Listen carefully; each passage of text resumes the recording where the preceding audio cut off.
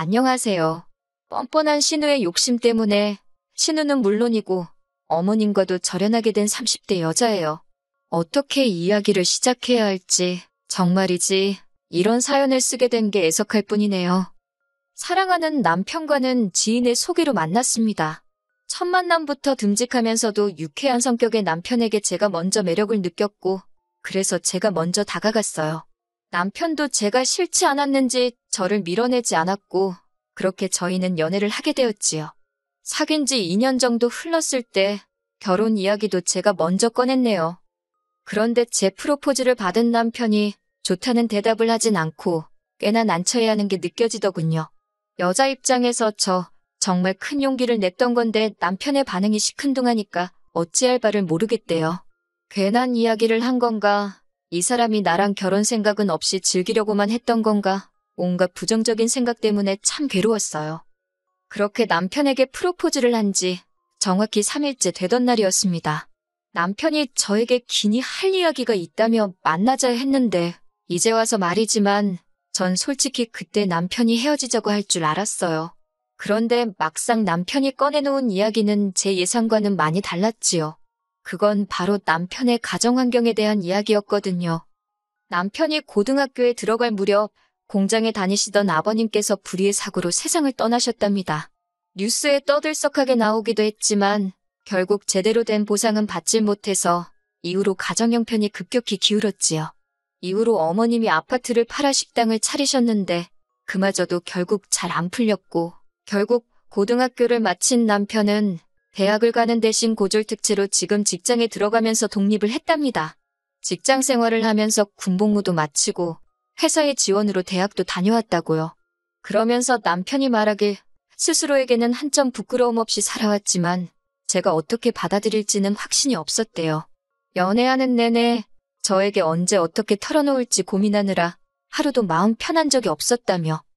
그런 남편을 보고 있으니 그간의 야속한 마음은 온데간데 없이 사라지고 안쓰럽다는 생각이 들더군요.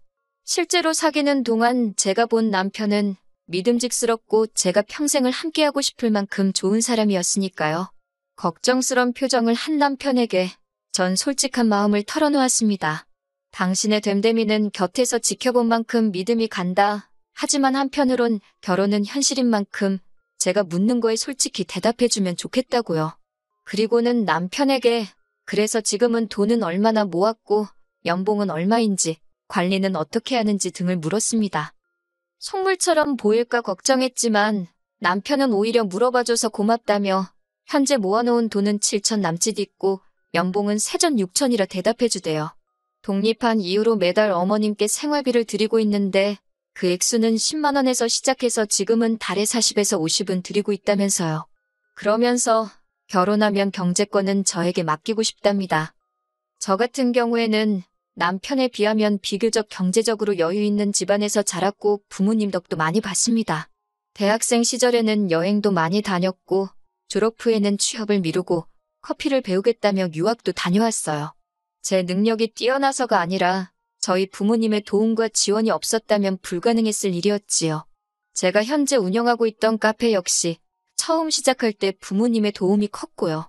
그렇기에 제가 남편이 모아둔 돈을 가지고 액수가 정내만내 소리를 한다는 건 가당치도 않다고 생각했네요. 그리고 실제로 7천만 원이란 금액이 적은 액수도 아니었고요. 결국 우여곡절 끝에 남편과 저는 부부의 연을 맺기로 했습니다. 신혼집은 친정부모님의 도움을 받았어요. 남편의 집안 사정을 알게 되신 친정부모님이 어차피 언젠가 저에게 물려줄 재산이었다며 가지고 계시던 아파트 중 한 채를 제 명의로 바꿔주셨거든요.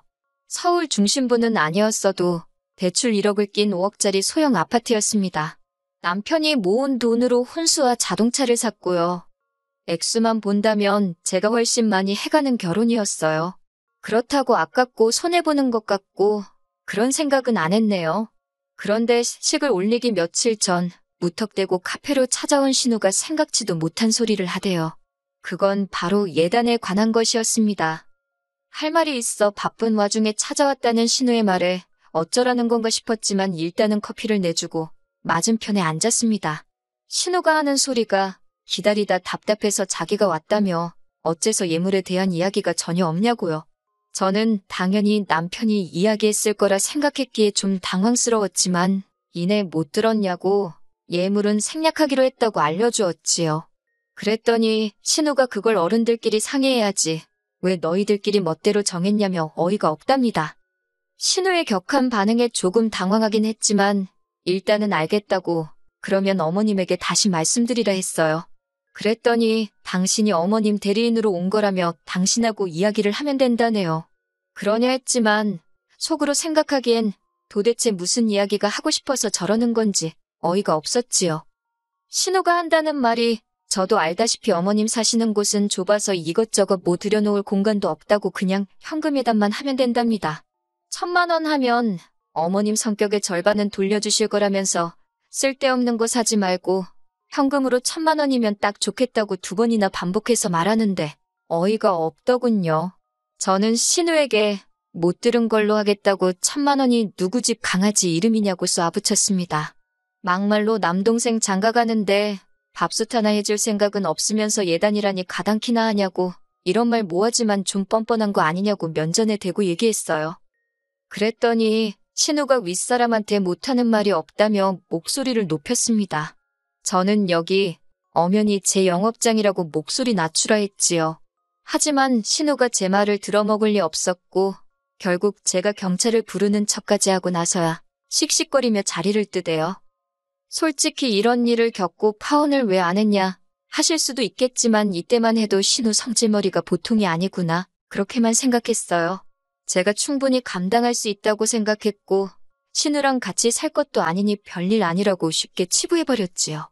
게다가 이 일을 남편에게 전했더니 남편이 그 길로 신우한테 찾아갔고 저에게 말하길 자기가 정말 크게 화를 냈다고 했습니다.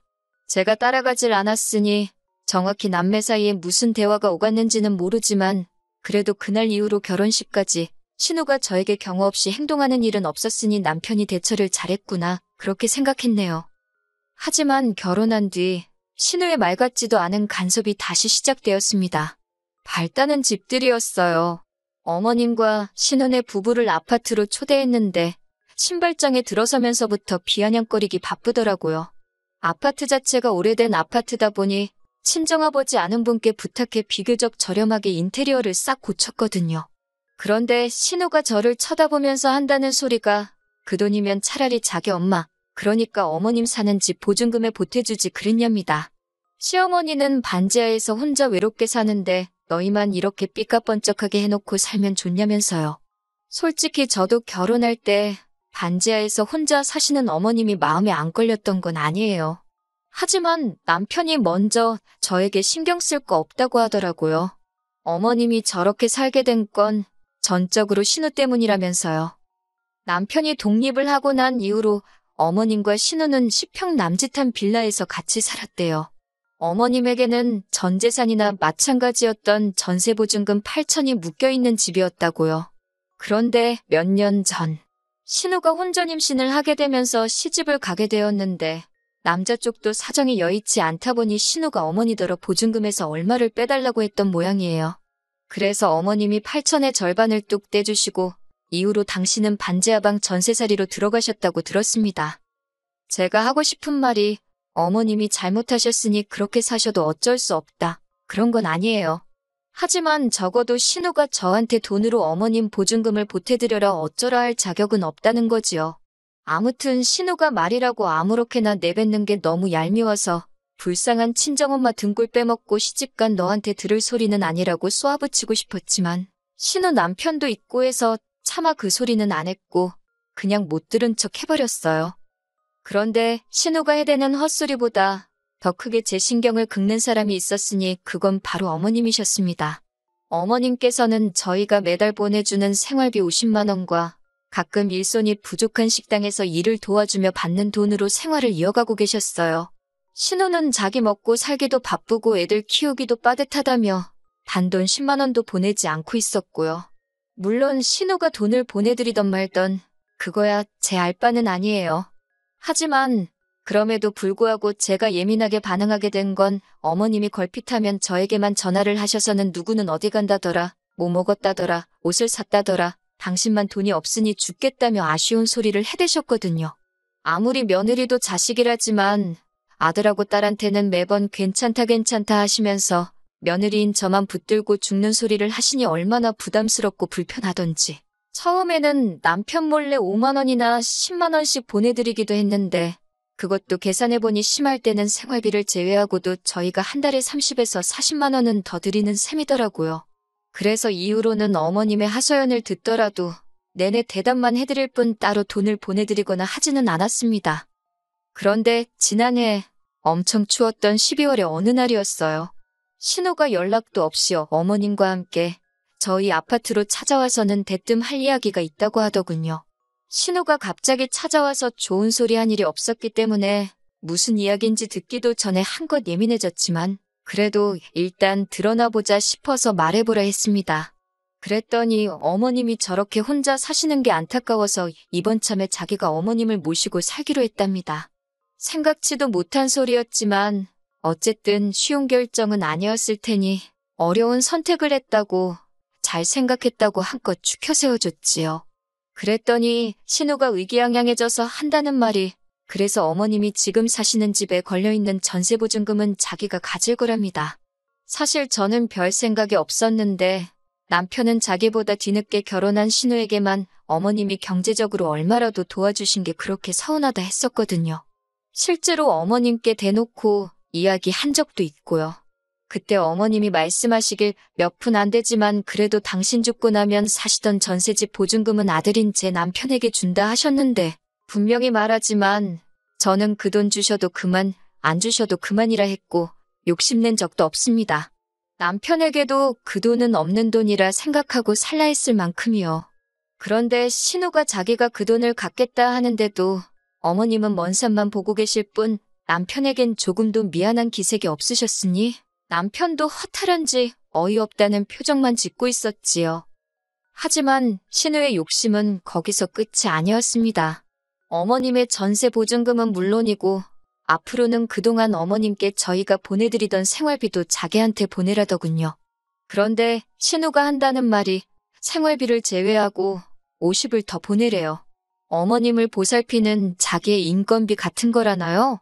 어이가 없어서 듣다 못한 제가 그렇게는 못한다 했습니다. 저희가 형님더러 어머님을 모시라 한 것도 아닌데 저희가 생활비도 부담하고 무슨 인건비, 말도 안 되는 소리라고 했어요. 어머님을 놓고 형님 지금 장사하시는 거냐고 따졌지요.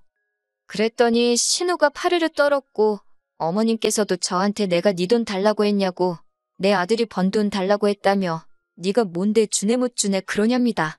삿대질을 하시며 야, 너 하는데 그때 느낀 그 감정은 모멸스럽고 수치스럽고 내가 이런 소리까지 들으며 이 집 구성 며느리를 해야 하나 별의별 생각이 다 들 때요. 그런데 그때 남편이 도저히 못 봐주겠다면서 두 사람에게 큰 소리를 냈습니다. 그나마 해잘들고 사람 살만하던 빌라에서 어머님 반지하로 밀어넣은 게 누구냐고 누나 아니냐고요. 그래놓고 이제 와서 어머님 모시고 산다는 이유로 남은 재산도 다 가져가고 나더러 돈까지 내놓으라는 거냐면서 누나 눈에는 내가 호구등신으로 보이냐고 소리를 치대요. 남편의 분노는 거기서 끝나지 않았습니다. 남편은 어머님께도 그렇게 신우한테 돈 다 뺏기고 그러다 나중에 오갈 곳 없으면 그땐 어쩌려고 그러냐며 악을 쓰더니 자기는 이제 생활비고 뭐고 못 보낸다며 어머님더러 어디 나가서 일을 하든 어쩌든 벌었으라고 하대요. 누나네 집 들어가서 사는 순간 생활비는 끝이라고 아주 칼같이 선을 긋더라니까요. 그러자 신우가 남편더러 속도 없는 놈이라며 네 마누라가 무섭냐고 네가 번 돈인데 왜 마누라 눈치를 보냐면서 그런데 전 정말 눈치 주지 않았어요. 물론 남편이 중간에서 알아서 잘해주니까 눈치를 줄 필요가 없기도 했지요. 아무튼 신우가 계속해서 남편을 설득하려 들자 남편이 저를 가리키면서 이 사람이나 되니까 시어머니한테 한 달에 50씩 주고 그래도 나랑 살아주는 거라며 뒤이어 신우더러 잘 살고 있는 내 인생까지 반지하로 밀어넣을 생각하지 말고 효녀 노릇하고 싶으면 어머님 모시고 가서 조용히 살라고 하더라고요. 전에 없이 냉정한 남편의 태도에 신우도 어머님도 말문이 막힌 듯 했습니다.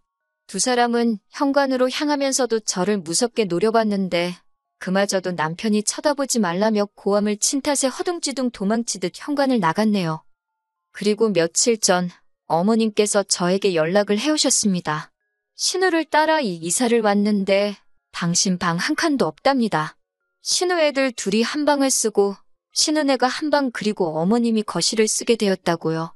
거기다 신우가 애 키우기 힘들다며 졸지에 집안 살림을 죄다 어머님께 맡겼던 모양이에요.